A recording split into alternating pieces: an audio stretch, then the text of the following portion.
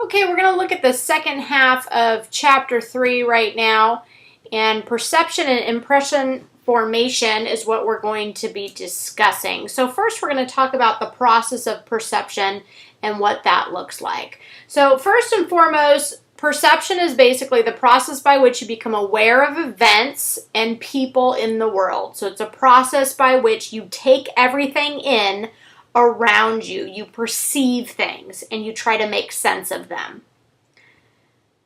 The first stage of perception is what we call stimulation. And basically what happens is your sensory organs are stimulated. By sensory organs, I mean your eyes, your ears, possibly your hands, your feet, the touch sensory. You can't perceive everything. It's impossible. So what you have to do is you have to make choices on what you're going to pay attention to. And we follow two rules. The first is selective perception, and that means we choose what we're going to pay attention to. We're not going to pay attention to everything, but what we do is we attend to certain things that will fulfill our needs. So those are the things we pay attention to. We see somebody who's attractive, that fulfills our need, so we pay attention to them. We hear a song that has lyrics that's very appropriate for what we're going through. We're going to pay attention to that particular song because it fulfills our need to make sense out of some life event that is happening to us. And then the second thing is selective exposure. And selective exposure tells us that I'm going to expose myself to people or messages that will confirm my beliefs, number one. I will expose myself to messages that contribute to my personal objectives. And I will also pay close attention to satisfying messages. So that means that when you think of a political campaign, so for example, when Obama ran against Mitt Romney, there were times when Democrats only paid attention to the messages that Obama delivered because he had the same objectives as the Democrat who was listening to him. Likewise, the Republicans tend to only listen to messages that Mitt Romney put out there because those messages contribute to personal objectives. And so what we see is we pay attention to those things that are said. It reinforces our idea that this is a good candidate, but in reality, we may not even be listening to what the other candidate says, or if we are, all we're doing is serving to cut that message down because it is against what we believe.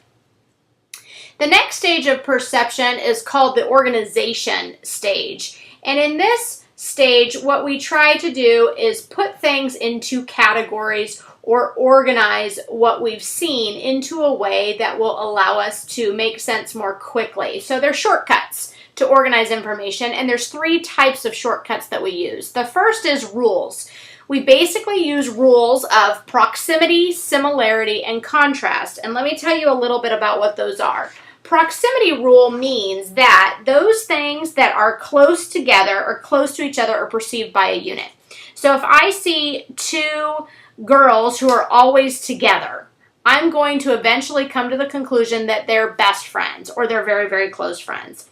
If I go into my office and I always see the same male and female teacher together eating lunch, I may start to assume that they're dating because they're together, so that they're a unit.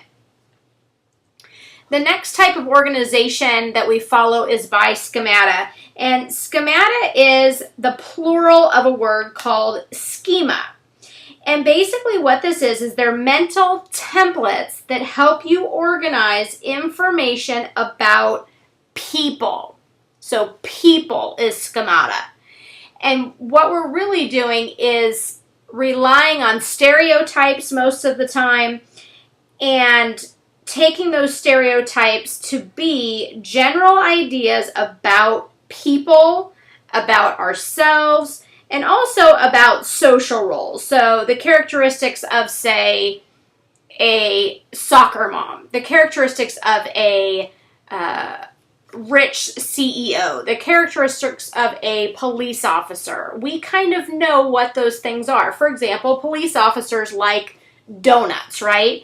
In fact, I got a parking ticket the other day at on campus because I drove my husband's car and it doesn't have a sticker on there. So I got a ticket and I went up to the public safety office and I walked in and I was kind of talking to them and I told them I have a parking pass, it's in a different car, and they said, oh yeah, that's fine. And they said, it's going to cost you a box of donuts.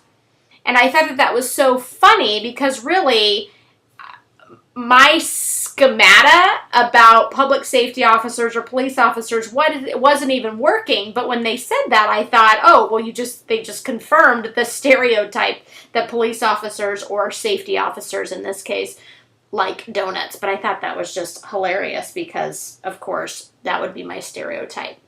Now, after schemata, we have scripts. And the only difference between the schemata and the scripts is this. Schemata is about people.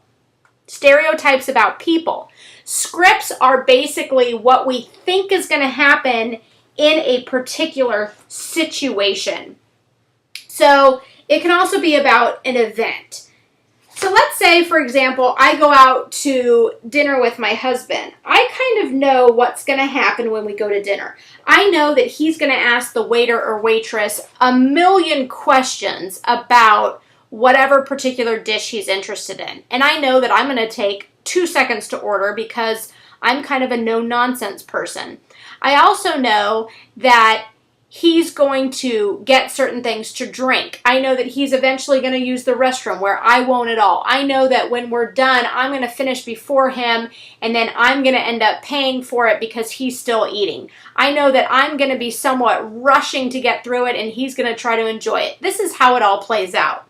But what happens oftentimes is when I organize events by the script, I miss the opportunity to have a new experience and let the things that happen be maybe exactly how they are, but maybe I'll see them differently because I'm not expecting them to happen. So scripts can be useful because it does tell me what's going to happen and how things are going to go. Think about how you have a script for your certain class. You know what's going to happen when you go in and sit down, and that script is useful. But if you have a script for, let's say, your spouse or how they're going to react in a certain situation or event, and it's not beneficial to your relationship, that script could be very, very harmful because now you're saying, every time this situation arises, my spouse or my partner is going to do this. And so what you're doing is you're kind of pigeonholing them into this behavior that maybe it is true, but you should treat every interaction as unique and independent from the previous event that happened. So that third stage of perception is called interpretation and evaluation. We often will interpret somebody's behavior from another culture as weird or strange because it is not the way that us Americans do it. So we have to be careful of that.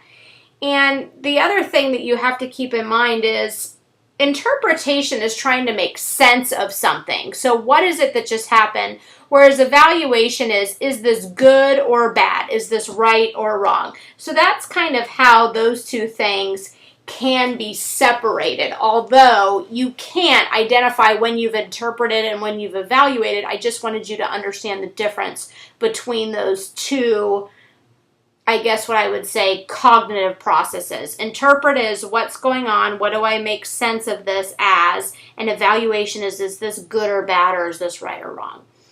And then fourth stage is memory. And what we do is our evaluations are put in a memory with what we call cognitive tags. And cognitive tags are very helpful because it helps us to retrieve the information later on. So things that we know about somebody are attached to who they are, and then when we think about that person, we may pull up that cognitive tag. And again, it's also influenced by our rules, schemata, scripts, and gender. We remember things differently based on what our scripts tell us should happen.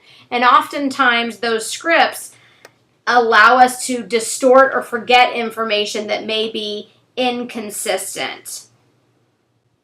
And then the final stage of perception is recall. So I thought it was a very good quote that memory isn't reproductive, it's reconstructive.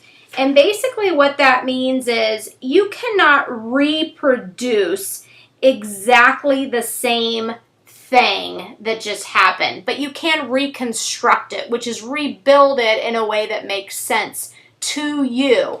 If it was reproductive, it would be reproduced exactly how it happened, and so your recall would be perfect, your memory would be perfect, but that's not the case. It's reconstructive, so you construct a memory that then you recall, and that's how recall can be kind of tricky, because how do you reconstruct those events so that you can recall it? Again, based on your schemata or stereotypes and your scripts, basically your screenplay for how things are going to play out. There's a lot of inaccuracies. You're not going to recall information that's consistent with your, you're likely to recall information that's consistent with your schemata. You'll fail to recall information that's inconsistent with it. You may also recall information that drastically contradicts your stereotypes because it forces you to think about them. So again, the whole process of perception can be somewhat difficult because it's so much of who we are and we cannot be objective. So perception is never an objective process. It is completely subjective, and we perceive what we feel is going to meet our needs. We perceive things that make us look good and others look bad oftentimes. So be very aware that perception is not a perfect process, and it can oftentimes lead you astray and cause you to make incorrect recollections about what happened, or make you come up with incorrect stereotypes about people.